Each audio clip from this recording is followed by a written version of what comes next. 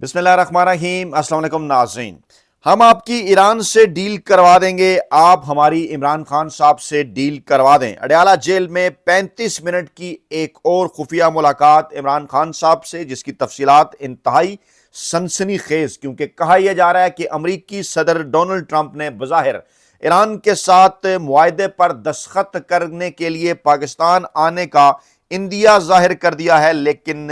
اس حوالے سے امریکی صدر ڈونلڈ ٹرمپ صاحب کی جانب سے ایک شرط عائد کی گئی ہے۔ وہ شرط کیا ہے، کیسے اور کیوں کر اس شرط کا تعلق عمران خان صاحب، پاکستان تحریک انصاف اور بالواسطہ طریقے سے ایران کے ساتھ ہے؟ پاکستان کے چنتخب وزیراعظم شہباز شریف صاحب، پاکستانی اسٹیبلشمنٹ کے نمائندے شہباز شریف صاحب گرین سگنل حاصل کرنے کے لیے سعودی عرب کے دورے پر روانہ ہو چکے ہیں، جہاں سے وہ قطر کا دورہ کریں گے اور اس کے بعد وہ ترکی جائیں گے۔ آئندہ آنے والے 72 گھنٹے نہ صرف امریکہ اور ایران کے درمیان ڈیل کرائے جانے کی خبروں کے حوالے سے اہم ترین ہے، بلکہ یہ بھی کہا جا رہا ہے کہ کچھ مخصوص صحافیوں کی جانب سے مخصوص ٹویٹر اکاؤنٹس کے ذریعے، مخصوص تحریروں کے ذریعے ایک بار پھر قومی حکومت کا ڈول ڈالا جا رہا ہے، اور بظاہر جن کامیابیوں کا ذکر کیا جا رہا ہے سفارتی محاذ کے اوپر، ان کے متعلق یہ واضح کر دیا گیا ہے کہ شاید اگلے 2-3 ماہ تک تو پاکستان کے اندر اس قسم کی سفارتی کامیابیاں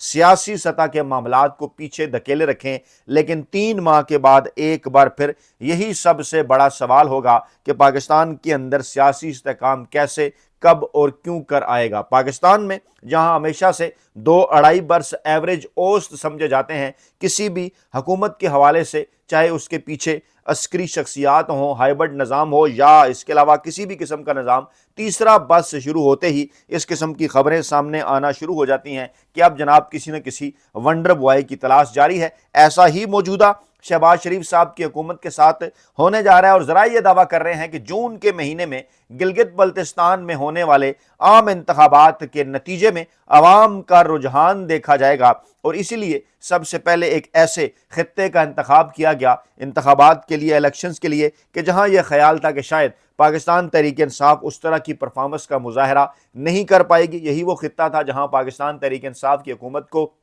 آپ یاد کریں، مرکز میں اسلام آباد میں پاکستان تحریک انصاف کی حکومت گھر بھجوائے جانے کے بعد سب سے پہلے گلگت بلتستان کے اندر ہی ایک فارمولہ سامنے لایا گیا، پھر اسی فارمولے کو کشمیر لے جایا گیا، اور اس کے بعد پھر جو کچھ پنجاب کے اندر ہوا وہ آپ کے سامنے ہے۔ صورتحال جناب اس وقت یہ ہے، تازہ ترین اطلاعات ہمیں یہ بتا رہی ہیں کہ بظاہر اس وقت وڈے اینکروں، ویلے کالم نگاروں اور ملازم صحافیوں کی جانب سے پاکستان کے army chief field marshal general Asim Munir صاحب کی اور امریکی صدر ڈونلڈ ٹرمپ صاحب کی تصاویر شیئر کی جا رہی ہیں۔ بتایا یہ جا رہا ہے پاکستانی قوم کو کہ امریکی صدر ڈونلڈ ٹرمپ صاحب بہت قریب ہیں پاکستان کے field marshal general Asim Munir صاحب کے، لیکن یہ جو قربت ہے اس کے پیچھے راز کیا ہے، ماضی کے اندر ہمیں جانا ہوگا۔ اور چاہے ہم دیکھیں پاکستان کے پہلے فیلڈ مارشل، پاکستان کے جو ہے وہ آمر جنرل ایوب خان، جنہوں نے پاکستان کے اندر 50 کی دہائی میں مارشل لا لگایا، ان کی اور امریکی صدر جان ایف کینیڈی کی تصاویر بھی بڑی مشہور ہوا کرتی تھیں، اور جس طرح کی عزت اور شہرت جنرل ایوب خان صاحب کو امریکہ میں ملی، یا اس کے بعد پھر جب امریکی صدور پاکستان آیا کرتے تھے اور کس طرح سے دونوں ملکوں کے درمیان تعلقات تھے، اس کے پیچھے بھی کیا تھا امریکی صدور کے، امریکہ کے اپنی خارجہ پالیسی، اپنے ان کے مطلب جس حوالے سے پاکستان کو انہوں نے استعمال کیا۔ اور جنرل ایوب صاحب 10 سال انہوں نے لگانے تھے، اور 10 سال انہوں نے لگانے کے لیے کیا کیا، وہ کود پڑے اس جنگ کے اندر جو کہ کولڈ وار تھی، اور امریکہ کے اتحادی بن کے بٹ بیر میں اڈا دے کر، اس کے بعد پھر کیا کچھ ہوا وہ آپ کے سامنے ہے۔ اس کے بعد مزید تصاویر ہم ماضی میں دیکھتے ہیں صدر یحییٰ کی اور نکسن کی، اور اس وقت بھی دعوے کیے جاتے تھے کہ ہم چین اور امریکہ کے درمیان تعلقات استوار کرا رہے ہیں، اور بدلے میں پھر کیا ہوا پاکستان کے ساتھ آپ کے سامنے ہے، کیسے مشرقی پاکستان پاکستانیوں کے ہاتھ سے نکل گیا صرف یحییٰ خان صاحب کے اقتدار کو دوام دینے کے لیے۔ اس کے بعد پھر ہم نے جنرل ضیاء الحق اور امریکی صدر ریگن کی تصاویر دیکھیں، اور پھر ہم نے افغان جہاد دیکھا، اور پھر آپ کو یاد ہوگا کہ کیسے جنرل ضیاء الحق صاحب بھی 10 سال لگانا چاہتے تھے، وہ بھی اس نام نہاد جہاد کی جہاد کے اندر کودے، اور اس کے بعد پھر پاکستان کے اندر کیا کچھ ہوا، ہیروئن کلچر، کلاشنکوف کلچر، دہشت گردی، فرقہ واریت اور پاکستان آج تک وہ مسائل جو ہے بھگت رہا ہے۔ اس کے بعد پھر جناب 1999 کے بعد ہم نے جنرل مشرف اور امریکی صدر بش کی بڑی تصاویر دیکھیں اسی قسم کی، اور ان تصاویر کے نتیجے میں کیا ہوا؟ مشرف صاحب نے 10 سال لگانے تھے، پاکستان دہشت گردی کے خلاف جنگ میں گیا جو کہ اصل میں امریکہ کی جنگ تھی، اور اس کے بعد پاکستان پورا خطہ، پاکستان کے قبائلی علاقہ جات، صوبہ خیبر پختونخوا، بلکہ پاکستان کا جو پورا کا پورا خطہ تھا وہ کس طرح سے دہشت گردی کی آماجگاہ بن گیا، اور آج تک ہم اس کو بھگت رہے ہیں۔ اور اب آج ان دنوں ہمارے ساتھ شیئر کی جا رہی ہیں تصاویر امریکی صدر ڈونلڈ ٹرمپ صاحب کی اور پاکستان کے field marshal general Asim Munir صاحب کی، اور کتنا حسین اتفاق ہے، اور بلکہ المیہ میں یہ کہوں گا کہ ہر دور کے اندر پاکستانی عوام کو اور ان عامر جرنیلوں کو خاص طور پر جو ہے وہ یہ جو پاکستان کے عامر جرنیل ہیں خاص طور پر انہیں ہارون رشید صاحبان اور عرفان صدیقی صاحبان جیسے لوگ ہر دور کے اندر مل جایا کرتے ہیں جو کہ رومنٹسائز کرتے ہیں پاکستانی اسٹیبلشمنٹ کے مختلف حلقوں کے اور ان جرنیلوں کے کارناموں کو کفر اور اسلام کی جنگ بنا کر دنیا کی کسی بھی جنگ کو بظاہر اس کے پیچھے امریکہ کا اتحادی بننا ہوتا ہے، امریکہ نے اپنے مطلب نکالنے ہوتے ہیں، اپنی سفارتی کامیابیاں پاکستان کو استعمال کر کے حاصل کرنا ہوتی ہیں، اور بدلے میں کیا ہوتا ہے؟ پاکستان کو ہمیشہ کے لیے چھوڑ دیا جاتا ہے۔ اور آج بھی کچھ اسی قسم کی صورتحال ہے کہ اگر ماضی کی ہم ان تصاویر کو دیکھیں، اگر ان تمام عامر جرنیلوں نے اتنے ہی بڑے کارنامے سر انجام دیے تو آج پاکستان کی اکانومی کس جگہ پر کھڑی ہے؟ آج تو اسی مختار حلقے کے ترجمان ہمیں یہ بتاتے نظر آتے ہیں کہ 4 برسوں میں جناب پاکستان میں 100 ارب ڈالر کی منی لانڈرنگ ہو گئی، اور ان 4 برسوں میں حکومت کس کی تھی؟ میاں نواز شریف صاحب کی، آصف زرداری صاحب کی، اور مقتدر حلقے ان کی پیٹھ پر کھڑے ہوئے تھے۔ لیکن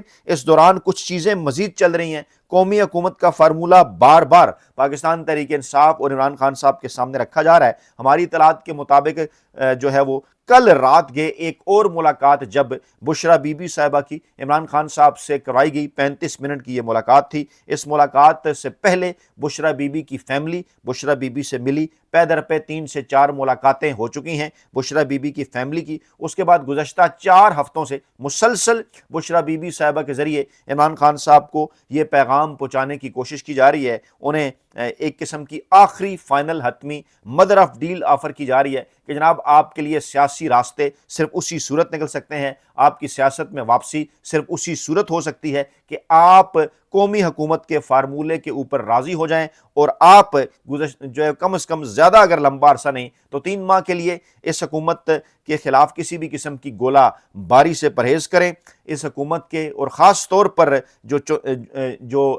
مقتدر حلقے ہیں، جو پاکستان کی موجودہ اسٹیبلشمنٹ ہے، جو پاکستان کی عدلیہ ہے، ان کے اوپر اگر آپ تنقید نہ کریں بلکہ کئی ایسے معاملات قومی حکومت کی طرف جاتے ہوئے، جیسے اس وقت پاکستان جو امریکہ اور ایران کے درمیان ڈیل کرانے میں انٹرسٹڈ ہے، اس ڈیل کے نتیجے میں آگے چل کر کیا ہو سکتا ہے؟ میں یہ بات پہلے بھی عرض کر چکا کہ متحدہ عرب امارات اسرائیل کو تسلیم کر چکا، امریکہ کا پلان یہ ہے کہ سعودی عرب اور پاکستان ایک ہی وقت میں اسرائیل کو تسلیم کریں، ایران کے پر جو ہے وہ خطے کے اندر کاٹے جائیں۔ اس حوالے سے پاکستان کو سعودی عرب کو استعمال کیا جائے، کوئی ایک ایسی ڈیل حاصل کر لی جائے کہ جس کے نتیجے میں نہ صرف آبنائے ہرمز پر تھوڑا بہت کنٹرول حاصل کر لیا جائے، اس کے ساتھ ساتھ ایران کو یورینیم کی افزودگی سے بھی روکا جائے، دباؤ بھی ان کے اوپر بڑھایا جائے، پاکستان کے جنگی طیارے سعودی عرب پہنچے۔ بالواسطہ یہ پیغام تھا کہ کیا پاکستان اس جنگ میں امریکہ اور سعودی عرب کی جانب سے ایران کے خلاف کود سکتا ہے۔ ایک بار پھر اسی قسم کے حالات جیسے ماضی میں بھی پاکستان کئی ایسی جنگوں میں گیا کہ جن کے نتائج آج تک پاکستان کو جو ہے بھگتنا پڑ رہے ہیں۔ پاکستان کا ایک بارڈر بھارت والا، پاکستان کا دوسرا بارڈر افغانستان والا، دونوں اس وقت کیا سچویشن ہے آپ کے سامنے ہے۔ اگر خدا نخواستہ پاکستان کا تیسرا بارڈر ایران والا اسی قسم کی صورتحال سے دوچار ہو گیا تو آگے چل کر پاکستان کی معیشت کیا اس قسم کے جھٹکے جو ہے وہ برداشت کر سکتی ہے اگر ملک کے اندر امن و امان کی صورتحال اسی طرح سے رہی۔ انہی عوامل کو دیکھتے ہوئے بار بار اس کا بوجھ عوام کے اوپر، عوامی نمائندہ حکومت یعنی پاکستان تحریک انصاف جس کے پاس سب سے زیادہ پاکستانی عوامی مینڈیٹ ہے، ان معاملات کے اندر ان کو شامل کرنے کی کوشش کی جا رہی ہے، اور بدلے میں عمران خان صاحب کو رہائی آفر کی جا رہی ہے، اور یہ بھی کہا جا رہا ہے بار بار سعودی عرب اور امریکہ سے کہ اگر آپ کی ہم ایران کے ساتھ ڈیل کرواتے ہیں تو بدلے میں انٹرنیشنل گارنٹیز کی صورت میں آپ پاکستان تحریک انصاف اور عمران خان صاحب کے ساتھ ہماری ڈیل کرائیں۔ خبریں اس قسم کی بھی ہیں۔ ایک خبر جو بڑی شہرت حاصل کر رہی ہے وہ یہ ہے کہ امریکی صحافی نے डोनाल्ड ट्रंप को कॉल की, उनसे पूछा कि क्या